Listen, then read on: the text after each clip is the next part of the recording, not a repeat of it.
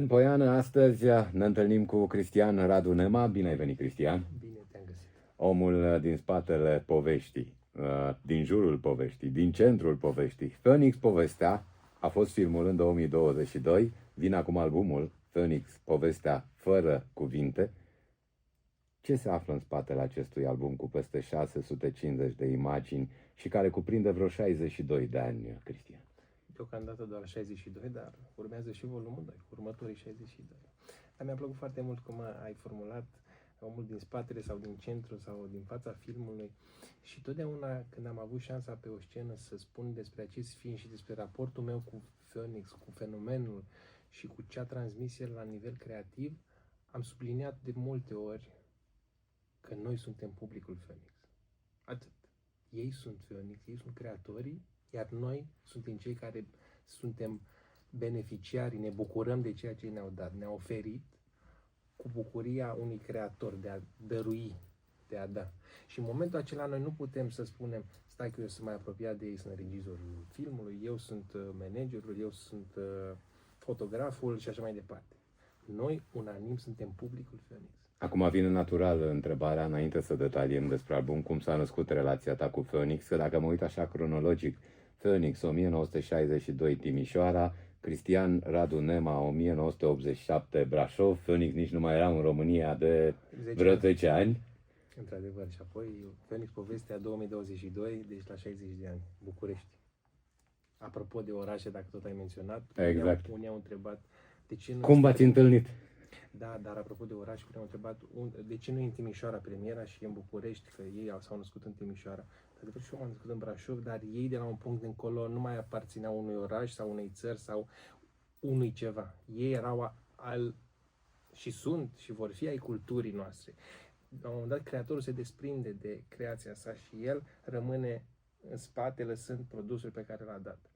Chiar se spune, iubește arta și ferește-te de artist sau încearcă să faci separarea aceasta, tocmai pentru a înțelege în esență personalitatea artistului și creația sa. Și în momentul acela nu mai aparține nici Brașovului, nici Timișoarei, nici României. Ei aparțin culturii. Al cultura nu este o chestiune care ține de România sau ține de Europa, pentru că aici mergem în zona aceea în care, dacă s-ar fi născut în altă țară, ar fi fost ca Rolling Stones, ca Beatles. Nu, ei sunt Rolling Stones de nivelul, același nivel. Voi da oricând acele argumente, nu sunt ca, așa cum despre actorii români se spune, domne, Ion Dichiseanu ar fi fost un Marlon Brando dacă se năștea în America sau așa mai departe. Nu. Ion Dichiseanu și Florin Piersic și pe care noi îi iubim sunt de nivelul acelor mari artiști. Revenind la întrebarea noastră, întrebarea ta, pentru că e mult prea cald atmosfera ca să fim într-o zonă atât de formală, este cum am ajuns lângă Phoenix. Undeva un univers, un destin a spus la un moment dat trebuie să se întâmple și să se creioneze și să se contureze.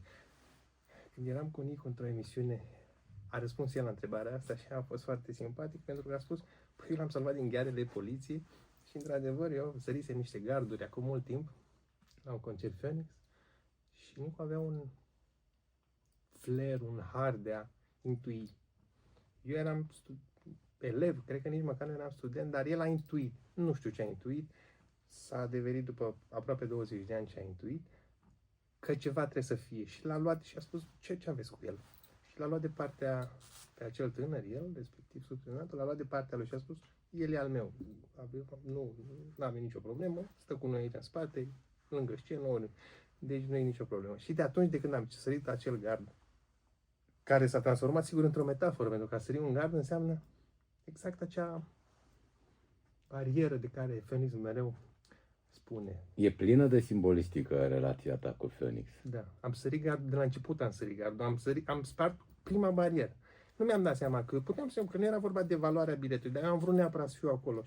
Și atunci această credință, această mentalitate sau acest tip de a fi și de a raporta la a fi, de a nu avea nicio barieră sau dacă ea există, să fie o formalitate, se pare că m-a urmat și m-a urmat până și acum în fața filmului sau în fața albumului, despre care o să intrăm în detaliu, pentru că mulți mi-au spus, cum să faci asta? Și am spus, nu a fost făcut până acum, nu se poate să nu fie. Ar fi fost o pată destul de întunecată în istoria filmului românesc, în primul rând, în istoria muzicii române, să există un film dedicat unui asemenea fenomen și acum un album dedicat unui asemenea fenomen, dar ele sunt inseparabile. Hai să ne oprim un pic la aspectul tehnic, pentru că mă interesează tare mult cum ai reușit să strângi aceste imagini, dacă ne oprim acum doar la album. Cu cine ai colaborat? Cât a durat? Care a fost procesul? În primul rând, m-a ajutat foarte mult pregătirea lui Nicu Covaș, care este de artist vizual. El mereu făcea gluma asta, că eu sunt un chitarist amator, sunt pictor de meserie, el este absolvent al unei instituții de facultăți de arte vizuale, iar modul în care am construit acest album și modul în care el mereu îmi spunea: poza asta o luăm, asta e crescendo, asta are contrast, în asta intrăm, asta o decupăm, asta o pui lângă asta, asta e mai mare, asta e mai mică, chiar dacă ăsta e un prim plan, ăsta e un portret, ăsta e un cadru general îl ai în relație cu prim planul ăsta. Deci am construit însăși construcția albumului, dincolo de imaginile propriu-zise, are o valoare foarte mare, pentru că imaginile propriu-zise disparate erau așa cum le-am văzut și cum mi-au trezit mie și cu siguranță multora sentimentul acela că trebuie să se întâmple ceva cu acele imagini. Ele acum sunt într-un tot unitar numit un album și cuvântul complementar, cred că e cel mai bun cuvânt care este asociat cu filmul, pentru că nu este acum albumul și apoi filmul, pentru că întâmplarea foarte frumoasă, că întâi am început să lucrez la album înaintea filmului. Și văzând filmul ce proporții capătă, am spus ok, terminăm cu filmul și apoi am revenit la album undeva la sfârșitul lui 2023, am încercat să finalizez. Uite, eu răsfoiesc albumul acum și albumul e o poveste, deci nu e un album în care sunt așezate niște fotografii așa cum le-ai găsit, ele au o cronologie, au o logică, au o narațiune chiar aș putea spune. Da, poartă, într-adevăr, e un album care, în primul rând, că poartă egida monitorului oficial, el poate fi oricând achiziționat de către oricine din toată lumea acest album, deci este pentru toată lumea, cum spunea Nico, o bucurie împărtășită, una dublă, deci vreau ca fiecare să aibă acea bucurie de a răsfoi acest album și este accesibil în orice moment. Albumul Phoenix, povestea fără cuvinte, să menționăm Cristian Radu Neman în Poiană. E un album pentru toată lumea și poate fi comandat de oriunde. Cum ziceam mai devreme, Phoenix e un fenomen internațional, global. Tot concret, sunt fotografii din colecția lui Nicu doar? Sau au contribuit și ceilalți membri? Sau le-ai găsit... Începând cu 2006-2007, deci aproape acum 20 de ani, sunt doar fotografiile pe care le-am făcut eu. Sunt multe din anii 60 din colecția lui Moni Vordeanu, care atunci când am pregătit o carte împreună cu Doru Rocă-Ionescu, el ne-a oferit acele imagini ca să le putem ilustra acea carte, Nebunul cu ochii închiși. Sigur, este arhiva lui Nicu Covaș, care a fost prezentă și în anumite expoziții și atunci, sigur, erau deja fotografiile pregătite și, într-un fel, trecute prin filtrul analizei și logicilor, dar multe din diverse surse care împreunate au dat un tot unitar. Adică nu este doar de acolo, doar de acolo, doar de acolo și ele existând, eu mi-am dat seama că acest album este deja, el este, trebuia doar să capete o formă. Și această formă care a căpătat-o este, să recunosc că am fost inspirat, că mereu spun sau amintesc despre mari zei ai rockului și ai culturii, da? Despre Rolling Stones, despre Black Sabbath, despre Ozzy Osbourne, despre Iggy Pop. Am avut în față albumele cu fiecare dintre ei și am spus, Phoenix-ul trebuie să fie cel puțin fizic un album ca acestea. Și era o masă mare, cu albume mari și era greu la nivel românesc să ai o producție de genul ăsta, pentru că este atipic și din punct de vedere al formatului, vinil 30x30, că spunea mereu, vreau să fac o carte fără cuvinte, să nu mai fie niciun fel de interpretare, să fie o carte fără cuvinte. Astea sunt vorbele lui Nicu Covaș. Da. Eu i-am dat numele filmului Phoenix, povestea, iar universul acesta a vrut să fie perfect acest titlu care se numește Phoenix, povestea fără cuvinte. Ce a fost cel mai dificil în realizarea albumului? Să renunț la intenția mea și să accept intenția lui, care totdeauna era justificată, dar deja intervenea orgoliul artistului. Eu explicam că trebuie fotografia asta din punct de vedere istoric, pentru că are o justificare în cronologie. El avea o altă interpretare din punct de vedere grafic sau din punct de vedere al conținutului. Deci, atunci când trebuia să ajungem la un anumit punct comun, și acel punct comun totdeauna mi-a plăcut să existe, pentru că era nici ca el, nici ca mine, deși unele erau categorice, la altele am fost eu categorice, dar cel mai greu a fost să ajungem doar la numărul de 650 de imagini. Cred că asta a fost cel mai greu, pentru că în oceanul acela de imagini, în primul rând că te pierzi. Noi aveam 10 imagini în mână să lucrăm cu ele și deja aveam 20 de povești ale fiecărui imagini. Se făcea seara. Păi ce am lucrat? Numai 2 pagini. Deci, acel univers în care noi intram, acea altă lume. Selecția a fost complicată, să înțeleg. Da, acea altă lume paralelă, acea lume, melancolia aceea care te duce, pentru că asta este imaginea, ca o icoană. Icoana nu este, fac paralela asta ca să fie mai ușor descrierea, imaginea nu este ce e acolo. Cum nici icoana nu este acea pictură. Este ce înfățișează, ce interpretează. Tu te raportezi la ce interpretează acea icoană sau acea fotografie. Ori tu nu te rogi la acel lemn sau la acel iconostas sau la acea icoană, da? Așa cum tu nu te uiți la fotografia aceea la o hârtie tipărită. Tu te duci acolo unde este personajul, subiectul, și în momentul în care tu ești acolo, tu ai ieșit din convenția prezentului și ești acolo. Vorbește artistul fotograf din tine, Cristian Radu Nema, e în Poiana alături de noi. Nicu n-a apucat să vadă produsul finit. Ceilalți membri Phoenix? Cu siguranță Nicu l-a avut în cap. Poate n-a apucat să-l vadă fizic și să pună mâna fizic pe el, dar el l-avea conceptual și sigur că el nu a văzut lumina zilei, lumina lumii, adică n-a ieșit în public până nu l-a văzut și domnul Mircea Baniciu, domnul Ovidiu Lipan, sigur membrii de astăzi, Cristi Gram, Costin Adam, deci sunt niște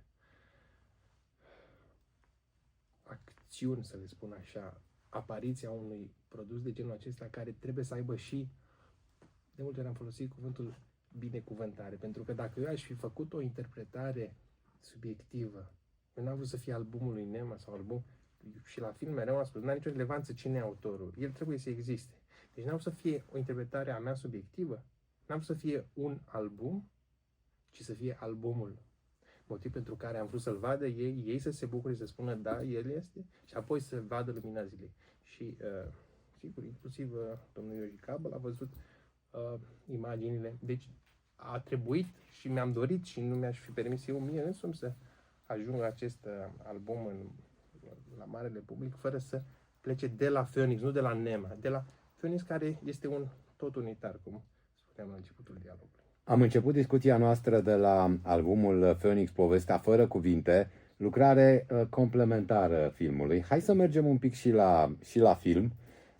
A fost din seria, îl citesc pe Nicu Covaci acum, urmează Scopul și Fii Haiduc, așa te-ai hotărât să faci filmul?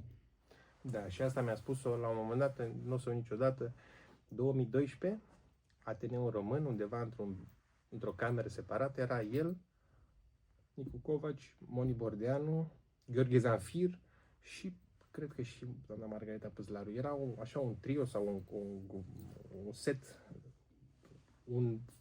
o trupă, erau în fața mea niște personalități atât de mari și eu, având mereu aparatul de gât, de umăr, am avut intenția să fac o fotografie, dar am ezitat, am zis, hai totuși să întreb, să nu fac pe omul care face fără acord. Și am adresat întrebarea. Era clar un moment istoric, Covaci, Bordeanu, Zanfir, și am spus, pot să fac o fotografie? Și Covaci era puțin indignat, dar nu indignat că vreau să fac fotografie, indignat că am cerut voie. El nu era obișnuit cu asta și am zis, fă ce vrei, dacă îți rup mâna după aia, îți asumi, dacă te bați și te bagi în spital, îți asumi, tu fă ce vrei. Și atunci am înțeles multe, nu neapărat poza aceea în sine, ci faptul că dacă tu vrei să faci ceva, îți asumi. Cu bune, cu rele, dar dacă tu îți faci propria ta intenție, ai un vis al tău pe care vrei să-l duci până în capăt dul și plătești acel preț pe care poți să-l plătești sau poate el nu există, dar tu n-ai de unde să știi până nu faci. Nu o să știi dacă că acea cafea e fierbinte sau nu, decât dacă ai gustat. Uite, forța a fost cu tine, ca să folosesc o expresie celebră. Documentarul Phoenix, povestea în regia lui Cristian Radu Nema e nominalizat la premiile Gopo. Da, este în cursa pentru nominalizările premiului pentru cel mai bun film din anul 2024, pentru că premiile Gopo sunt Oscarurile românești sau premiile BAFTA sau Cezar sau Goya din fiecare țară și sunt eligibile toate filmele sau sunt eligibile lungmetrajele, anumite lungmetraje care au avut premiera în anul 2024, în anul precedent, Gopo-ului, era să spun Oscarului, deși cred că un Gopo și un premiu românesc e mai valoros, nu vreau să intru în altă zonă, dar e poate cel mai valoros pentru mine. Și în momentul în care am văzut celelalte filme nominalizate, sau care am intrat în această cursă, Moromeții de Stere Gulea, Brâncoveanu de Dan Pizza, mi-au crescut puțin emoțiile de cunosc și s-a întâmplat poate în primăvara aceasta. Întâmplător, cu siguranță nu. Nu vreau să vorbim mult despre film, pentru că povestea ai spus-o de mai multe ori. Vreau doar să-mi spui cum a fost în turneu. În turneul în care a mers filmul, Phoenix, povestea, peste 25 de orașe din țară, în 5 capitale din Europa. Ai fost și tu în multe dintre ele, nu știu dacă ai fost chiar în fiecare. Nu, eu și cu Nicu am fost în toate. Deci ai fost în toate. În absolut toate și în unele au fost și, la Sala Balotei au fost toți, desigur, dar în unele au fost și Ovidiu Lipan sau Valeriu Sepi sau Costin Adam. Deci în anumite orașe au fost și...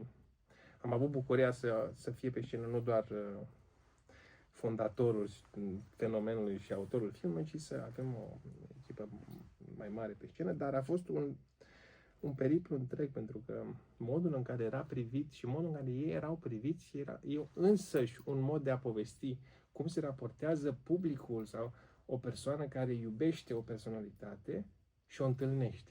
E un fenomen de analizat la nivel social, la nivel psihologic foarte, foarte puternic. Modul în care președinți, primari, miniștri, ambasadori, în fața lor e, cum spuneam la început, publicul. Ei erau publicul. Și emoția aceea pe care o citea în privirile lor, pentru că, pe de o parte, ei erau emoționați publicul, sigur, dar pe de altă parte însuși Covaș sau cei cu care eram împreună aveau o emoție umană.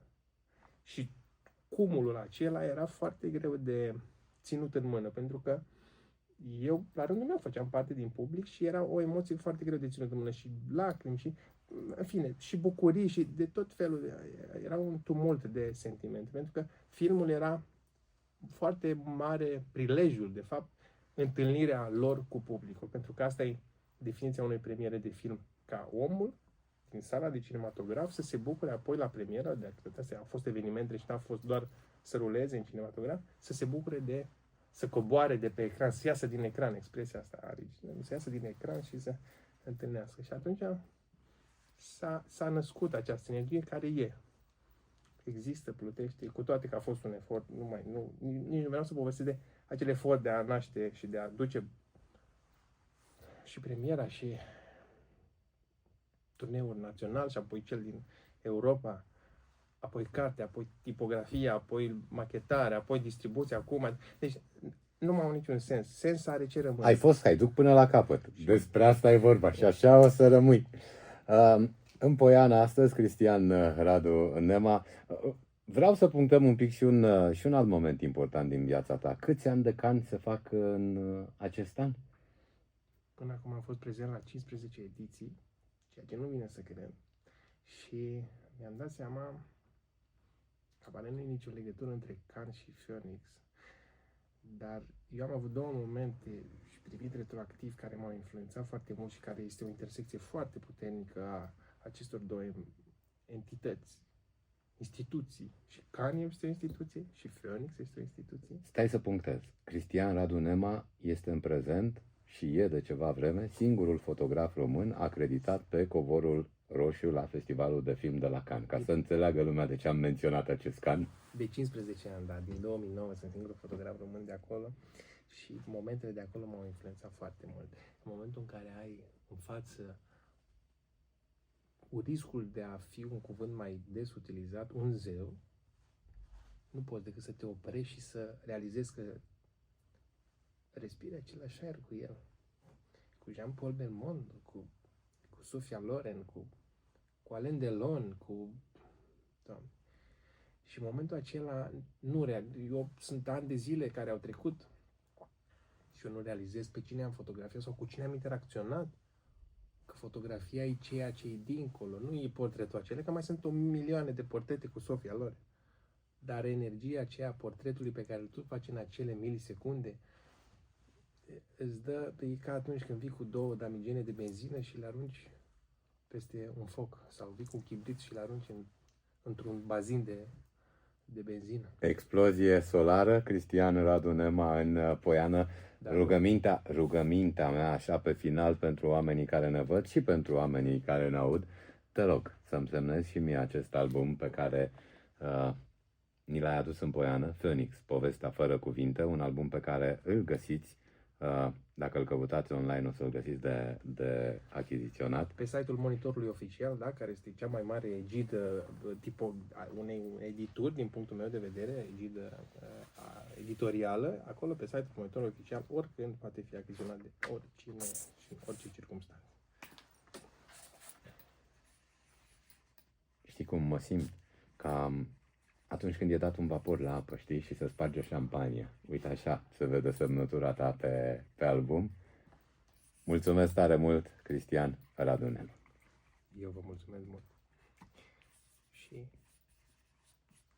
povestea merge mai departe. Excelent. Mulțumesc. Uite, să arătăm. Da, ce spune?